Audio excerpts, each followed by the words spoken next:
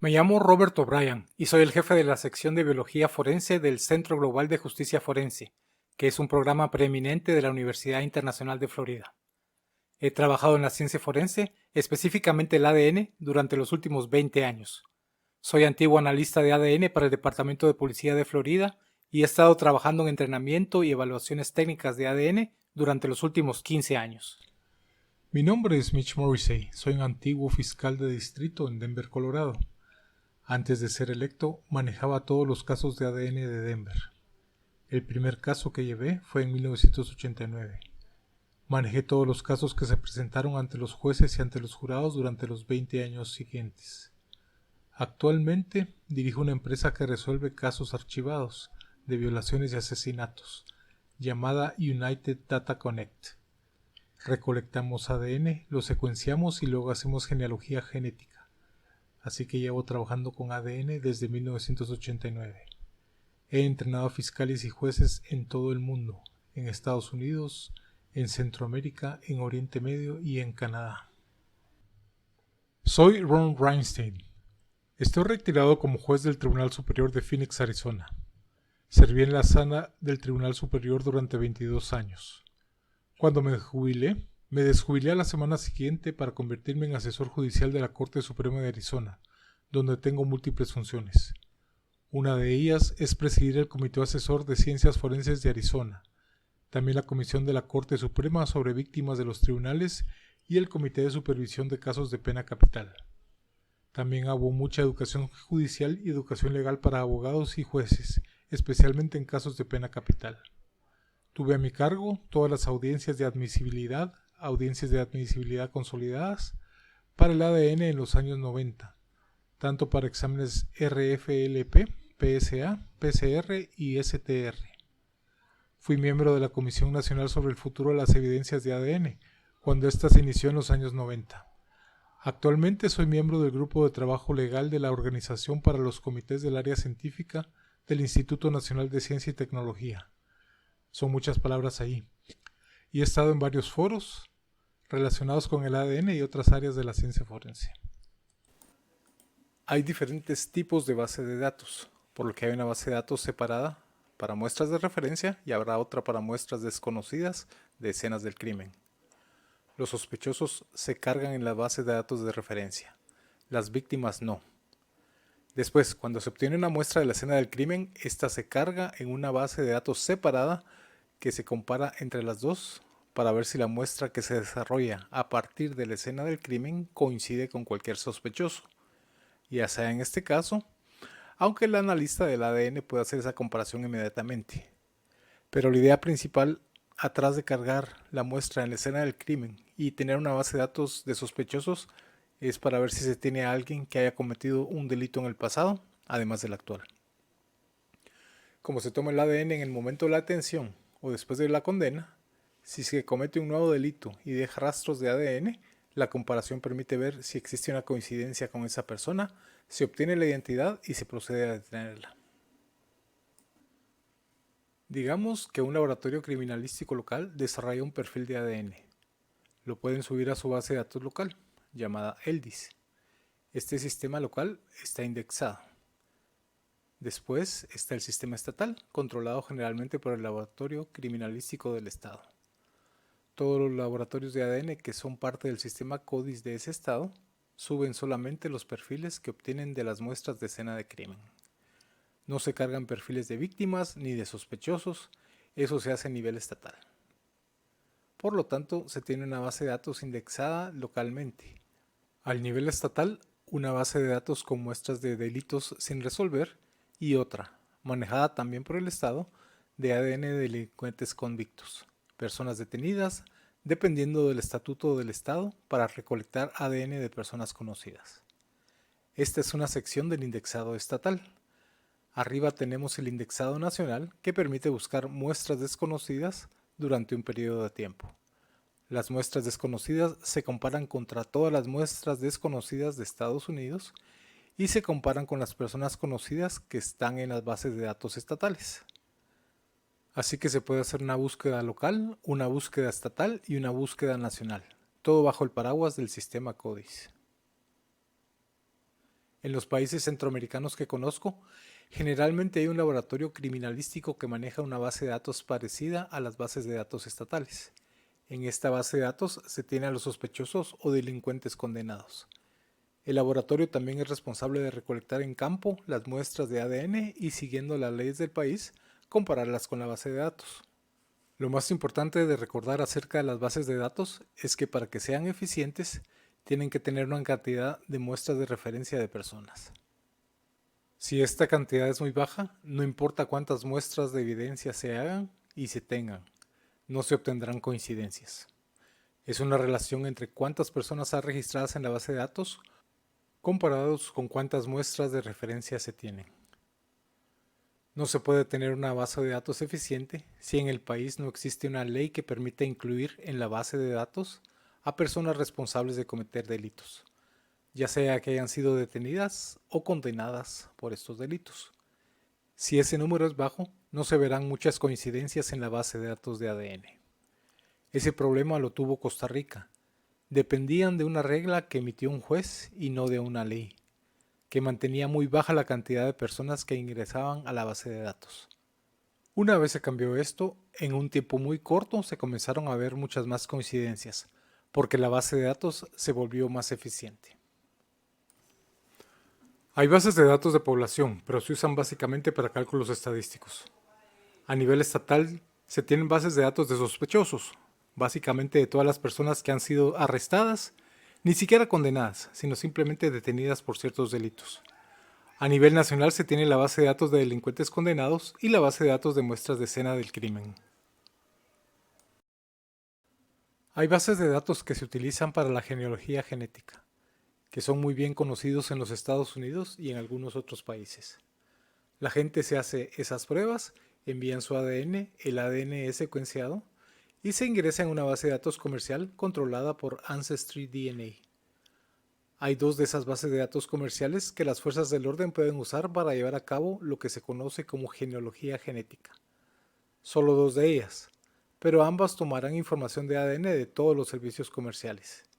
Si una persona quiere su ADN en esta base de datos, puede cargarlo gratis. Son bases de datos enormes y por eso las fuerzas del orden pueden hacer genealogía genética en esas dos bases de datos.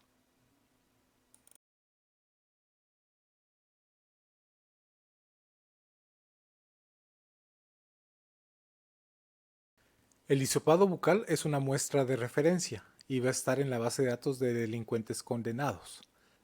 Después de que una persona haya sido arrestada y condenada, se le hará un hisopado bucal y se subirá a la base de datos de delincuentes condenados. Con una muestra de la escena del crimen, todo depende sobre cómo lograron recolectar la muestra. Puede que haya sido en un hisopo, podría haber sido en un trozo de tela. En realidad depende de la evidencia, por eso no existe una forma estandarizada de recolectar. Obviamente, una muestra de la escena del crimen es lo que sea que se tenga que hacer en el laboratorio para desarrollar un perfil de ADN para cargarlo en la base de datos. Lo único que dicta esto es que se debe demostrar que hay un vínculo razonable con el crimen. En otras palabras, si ocurrió un crimen dentro de un edificio y se hallaron un montón de colillas de cigarrillo afuera del edificio, no se pueden simplemente subir todos los perfiles de ADN de todas esas personas en una base de datos como muestra de la escena del crimen, porque no se puede demostrar que ninguna de esas colillas de cigarrillos se vinculan con el crimen. Pero obviamente, si tienen ADN en una prueba física, como un cuchillo, entonces el mango del cuchillo que se utilizó para apuñalar a alguien, entonces sí, ese ADN está directamente relacionado con ese crimen y puede ingresarse en la base de datos de escena del crimen. Típicamente las muestras biológicas no se destruyen, deben conservarse simplemente porque, especialmente con el ADN, la tecnología va cambiando con el tiempo. Es decir, al comienzo del ADN se necesitaban grandes cantidades presentes porque ni siquiera teníamos el proceso de copiado para poder producir perfiles a partir de pequeñas cantidades, por lo que no se obtendría un perfil si no había mucho ADN presente. Hoy en día podemos obtener ADN a partir de cantidades muy pequeñas. Si en el pasado teníamos una muestra con mucho ADN de una persona, pero muy poco de otra, los métodos anteriores podían darnos el perfil de solo una de las dos personas. porque los métodos no eran lo suficientemente sensibles para detectar a la segunda persona.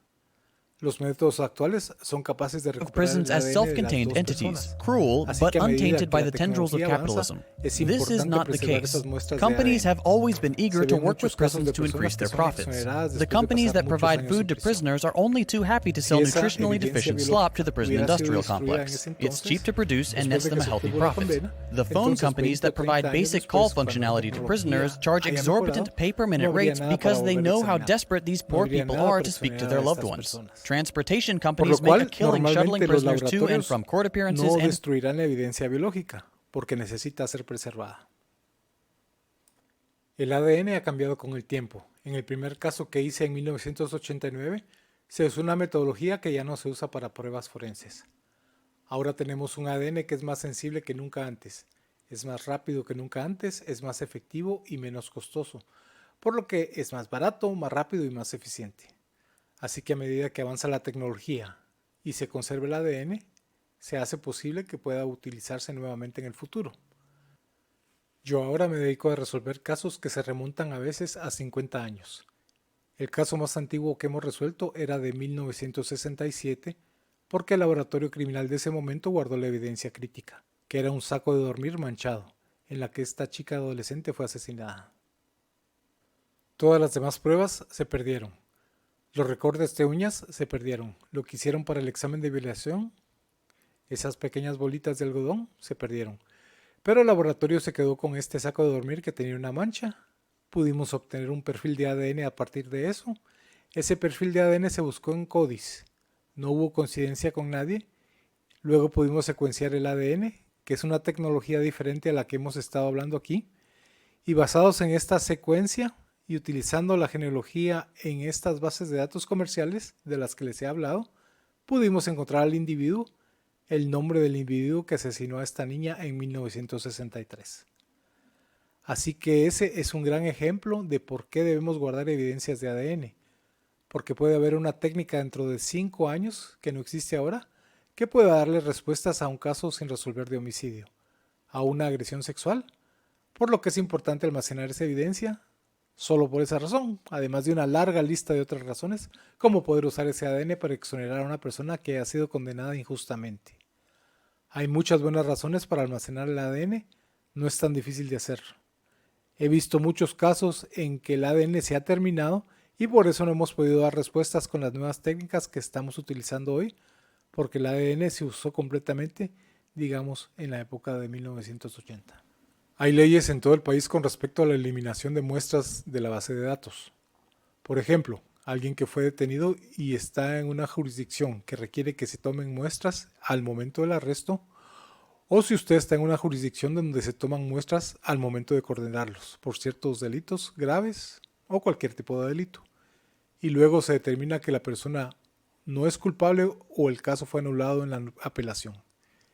En muestras de detenidos que nunca fueron acusados, algunos estados, algunas jurisdicciones, tienen una expurgación automática y se supone que deben ser realizadas por el laboratorio estatal. Con un laboratorio local, ellos tendrían que hacerlo, pero muchas veces esto se pasa por alto.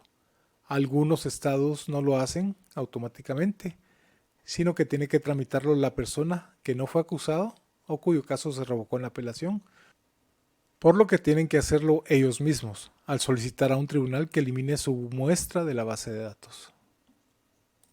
Hacemos pruebas autosómicas, pero ¿y si necesitan pruebas mitocondriales más tarde o pruebas de YSTR? Si se destruye, ya no tendríamos acceso a él, por lo que debe protegerse de la misma manera que cuando se envía por primera vez al laboratorio. PCR significa reacción en cadena de polimerasa y es el proceso de copiar. Es el proceso por el que nos enfocamos en regiones específicas del ADN que estamos investigando y hacemos copias solo de esas áreas, por lo que no copiamos el perfil completo de ADN de un individuo. Solo copiamos los marcadores específicos que estamos buscando. Estos son los 20 principales codificadores LOSI que están determinados por el FBI. La mayoría de los kits comerciales copian más aparte de estos 20, pero siempre incluyen estos 20. Y-stars son repeticiones cortas en tándem masculinas. Solo los varones lo tienen y se transmiten directamente de un padre a un hijo, por lo que no son individuales para esa persona. En realidad son el mismo perfil Y que tiene el padre, el hijo tendrá exactamente el mismo perfil Y. Mitocondrial es una línea materna, todos tenemos ADN mitocondrial, pero solo se transmite de la madre a los hijos, por lo que los padres no transmiten su ADN mitocondrial a sus hijos. Lo mejor del ADN es que es extremadamente resistente y permanece durante mucho tiempo si se almacena en las condiciones correctas. Durante unas audiencias de admisibilidad en las que participé, recuerdo que siempre presentaba una investigación que hablaba sobre hallazgos de ADN humano en cuevas de Francia que tenían 10.000 años de antigüedad y cómo se obtuvieron perfiles de ADN de los huesos encontrados ahí, usando los mismos kits que usábamos en nuestro laboratorio. La razón es que en las cuevas había poca humedad, eran frescas, no estaban expuestas a bacterias, no se enmohecieron y todo permaneció sin empaquetar, sin el control de seres humanos, durante 10.000 años.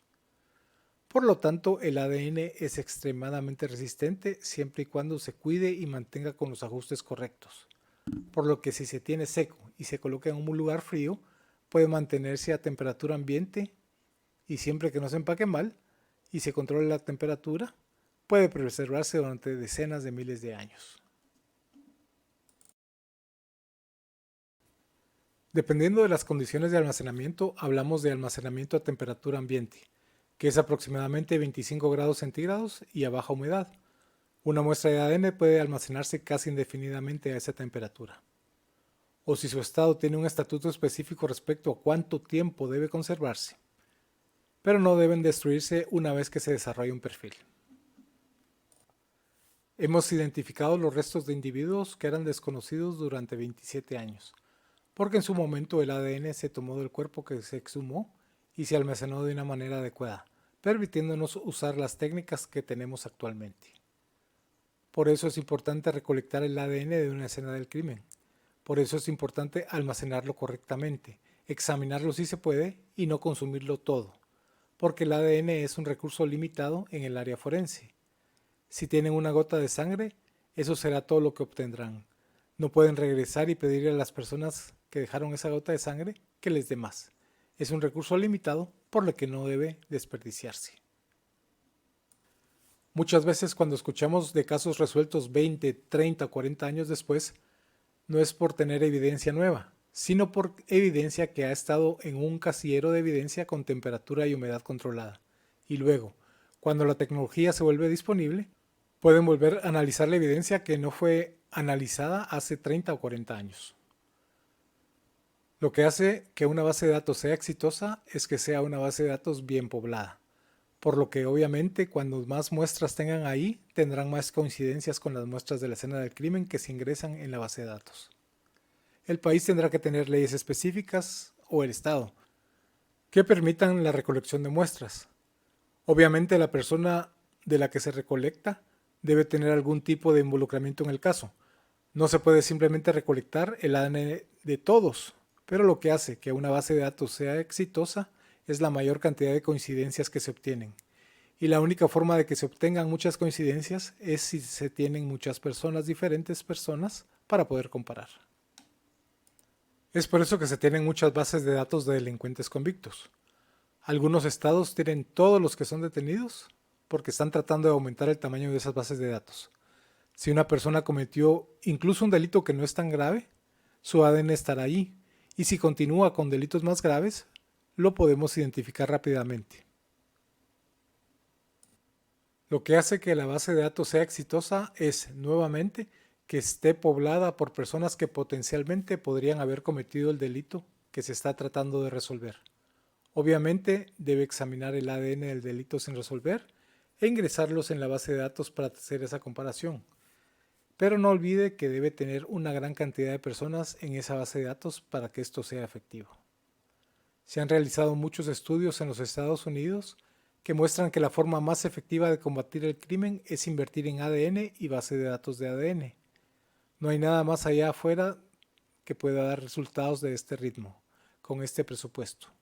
Las fuerzas del orden público pueden gastar dinero en todo tipo de cosas, Pero la manera más rentable para resolver el tipo de delitos de los que estamos hablando, asesinatos, agresiones sexuales, etcétera, es invertir en un sistema de ADN y una base de datos de ADN que funcione de manera eficiente.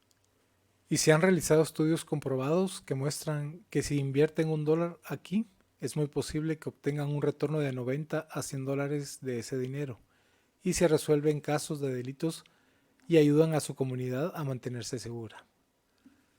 Si tienen un estatuto que dice que ciertas personas deben ingresar a su base de datos de ADN, es importante informar a jueces, a oficiales de libertad condicional, al personal que maneja su sistema penitenciario, para que comprendan su responsabilidad de recolectar ADN de personas de las que deben recolectar.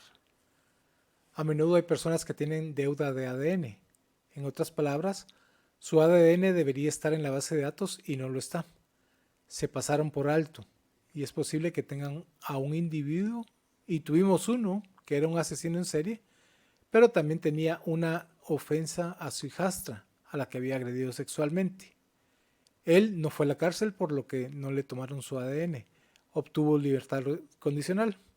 El Departamento de Libertad Condicional tenía la responsabilidad de tomar su ADN, pero nunca lo hicieron. Así que esos casos quedaron sin resolver. Él continuó asesinando mujeres. Se suponía que tenía que estar en la base de datos y teníamos ADN de todos y cada uno de esos delitos que cometió. Él tenía una deuda de ADN con el Estado. Nunca dio su muestra. Lo ingresaron porque era un delincuente sexual registrado. Un detective lo miró, revisó las casillas y le preguntó, ¿alguna vez ha dado su muestra de ADN? Le respondió que no. Él le dijo, déselo a su oficial de libertad condicional hoy o estará en la cárcel mañana. Así que entregó su ADN y ese ADN coincidió con los 4 casos sin resolver que teníamos. Así que es importante que los funcionarios responsables recolecten e ingresen a la base de datos el ADN de las personas que deben entregarlo legalmente. Hay algunos crímenes realmente horribles que se pueden prevenir si se hace esto. Hay horribles historias sobre personas que fueron pasadas por alto y continuaron cometiendo delitos de agresión sexual y asesinatos y que deberían haber sido atrapados justo después del hecho. Empecé como fiscal a principios de la década de 1980 y solíamos tener violadores en serie, asesinos en serie que andaban sueltos durante tanto tiempo que los periódicos les ponían nombres, como el violador de Washington Park, el violador de Capitol Hill, el violador de Highland Canal. Ese fenómeno ya no sucede gracias al ADN y a las bases de datos de ADN. No digo que no haya asesinos y violadores en serie sueltos, porque los hay, pero ahora los atrapan la segunda vez que comete un delito o la tercera vez. Tal vez algo que no es un delito sexual y entran en la base de datos, son capturados y ya no se les persigue durante 10 años debido al ADN y a la base de datos de ADN, y porque la gente entiende lo importante que es ingresar individuos que deberían estar en la base de datos, en esa base de datos porque pueden resolver casos y prevenir crímenes. El otro problema que he visto en las bases de datos de ADN es cuando se ingresa a una persona.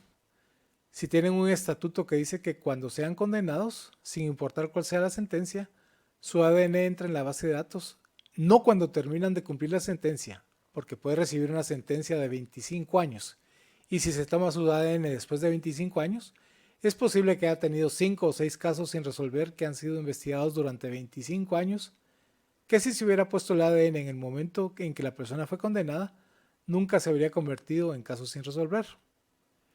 Y eso es una horrible pérdida de recursos. El tipo ha estado encerrado, así que no está victimizando más personas, pero es responsable de asesinar a 2 personas y si se hubiera puesto su ADN en la base de datos en el momento que fue condenado y no esperar hasta que saliera en libertad condicional de la prisión, habría evitado que las fuerzas del orden desperdiciaran una cantidad increíble de recursos buscando sospechosos que no cometieron el crimen y generalmente usando ADN para exonerar a esas personas y pasar a otra persona.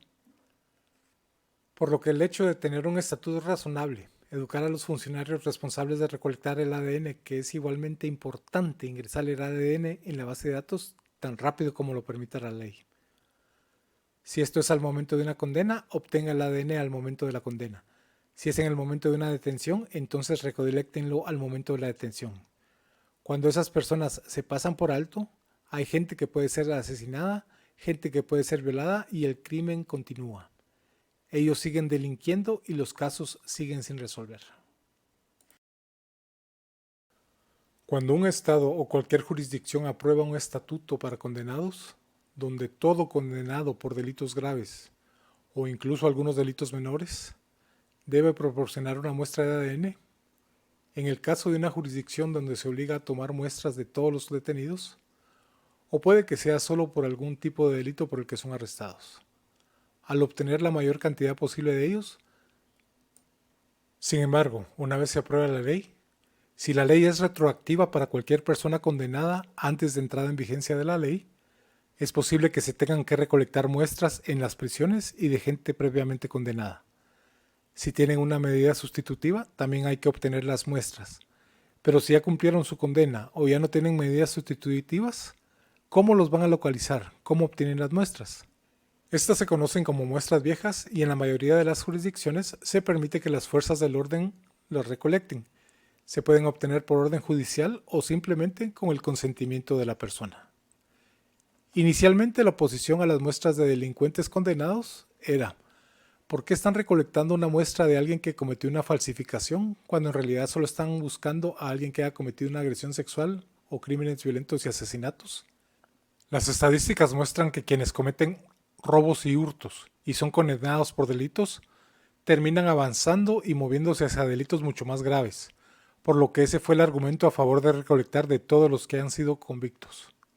Y lo mismo pasa ahora con todos los arrestados de cualquier delito grave y, como mencioné, en algunas jurisdicciones incluso para delitos menores. Adicionalmente, y esto no tiene que ver con la base de datos, en el caso de jurisdicciones que tienen un estatuto de limitaciones, por ejemplo, para agresión sexual, creo que esto comenzó en el estado de Wisconsin. A un fiscal se le ocurrió la idea de presentar órdenes de arresto a nombre desconocido, John Doe, Jane Doe, y revisando y tomando el perfil de la persona cuyo ADN se dejó en la escena del crimen o que estaba en la víctima, pero no estaba en ninguna base de datos, por lo que no se podía identificar.